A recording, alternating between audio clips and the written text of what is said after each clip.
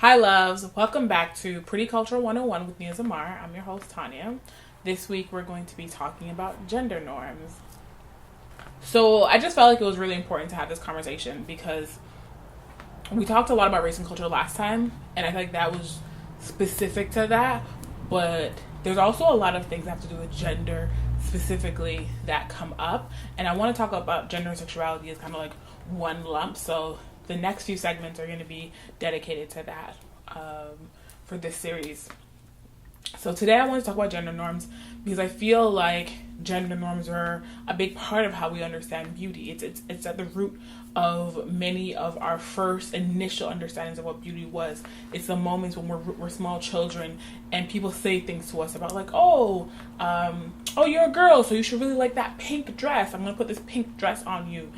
And not all girls like pink, nor do all girls wear dresses, right? Even little ways that are imposed upon us, right? The idea that jeans, right?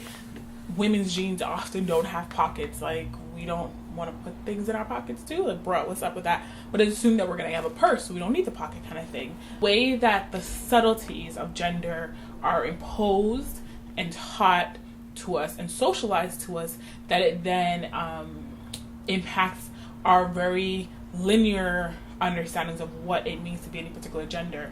And the deeper connection to it in terms of thinking about beauty is the way that we're often taught about beauty in this dichotomy of sorts, right? Ideas of beauty are often given to us as if they are this objective thing, right? As if they simply exist. We simply just know. So are you a boy or are you a girl? And this is a binary of you either must be a boy or girl, a man or a woman. Either you're fat or you are skinny. Either you're beautiful or you are ugly. From a young age, our brain is being socialized to think about gender like this. How beneficial it is to capitalist patriarchy to impose a system of binaries so strictly, where even in the stores that we go to, we can easily map out that these are the boys' toys and these are the girls' toys.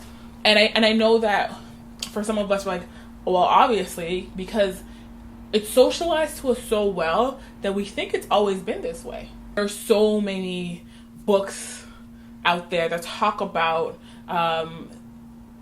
beauty and gender as being a lot more fluid than we experience it here, particularly within the Western world, within North America. There are so many cultures that talk about beauty and gender being on a spectrum, about beauty and gender being one that has so many variations of how a person can identify. Spectrum means that you could be on the spectrum of being on this side, which means that you are a boy, you are a man, or the side of the spectrum means you're a girl, you are a woman. Sorry, my brain just froze. But also, you could be anything in the middle of that. And some folks are like, you could be none of that at all, right? Like, there's so many infinite possibilities in our universe that you don't actually have to fit into this tight frame of categories.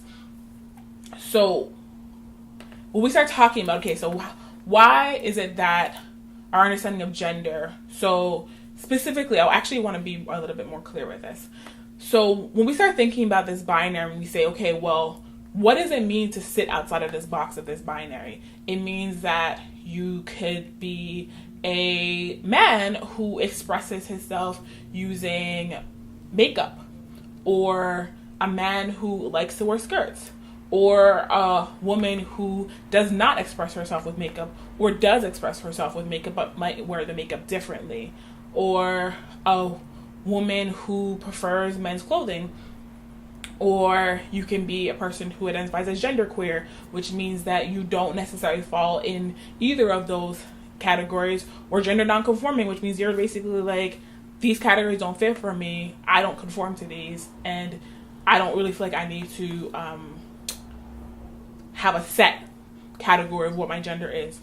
I feel like that's not the best explanation. There's probably a better one out there, but in terms of my understanding, that's what it means. But there's also folks who are intersex, and folks who are intersex will biologically sometimes decide to fit one side or the other, but in terms of how they're born both, right? For lack of a better term, both is not actually the most accurate term, but anywho, both.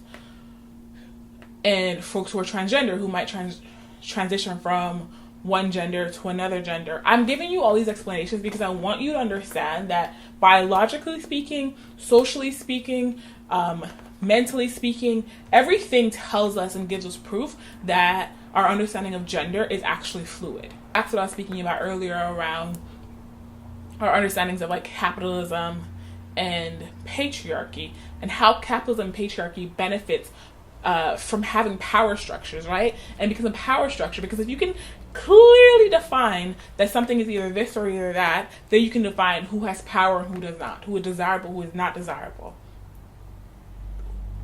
How to price girl toys versus how to price boy toys.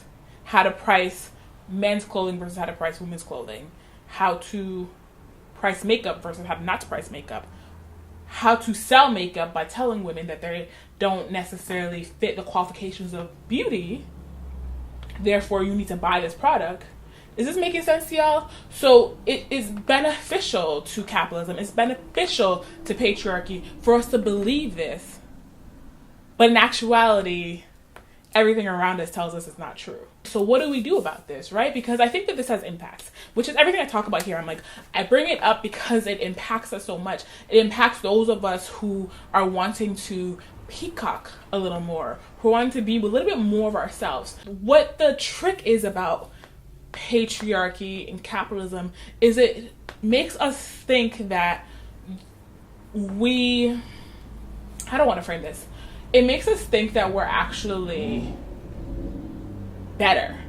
Like, it makes us think that those of us who are in the haves group, so to speak, are better than the have-nots. Those of us who have access to power and privilege are actually benefiting. But the thing is that nobody benefits from this, because patriarchy is just as dangerous and violent to men as it is to women. Patriarchy is just as dangerous and violent to cis people as it is to trans folks, as it is to gender non-conforming folks, gender queer folks, intersex folks, two-spirited folks. Like, it's just as violent. And I say it's just as violent because any of us feeling, one, I think it's violent to the soul to lie to us. Like, I just need to put that out there. But two, I feel like it's violent because it puts us all in a situation we all feel like we must conform to these ideas that don't actually exist. I can't get free unless a trans black woman is free, you know? This is so impactful when we're talking about beauty, is because what gender does is limits our access to subjective beauty.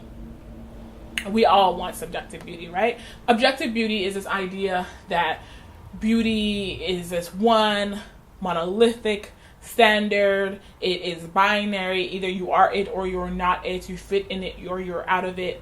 Like, that is what objective beauty means. So subjective beauty means that each person is able to define what beauty is to them, which takes away a lot of the way that beauty is wielded as a tool of power within capitalist patriarchal systems. Beauty is used as a way to tell women, feminine folks, and men alike that there's something inherently wrong with them. So imagine what that does to the psyche if you're constantly digesting messages that tell you there is something inherently wrong with you and how you are.